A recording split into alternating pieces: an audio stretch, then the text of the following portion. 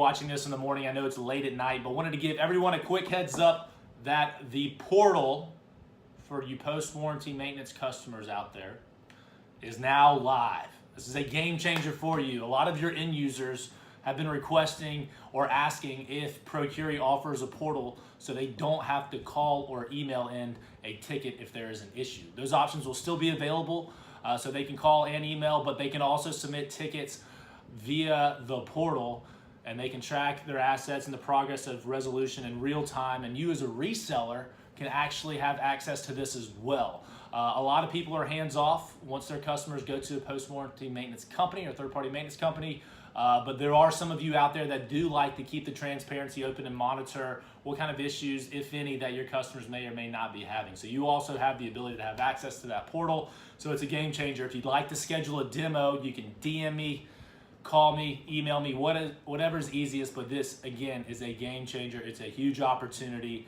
for you. So it's really easy. Be on the lookout next week. I'm going to be going over EMC maintenance in particular, and believe it or not, I want you to sell new EMC.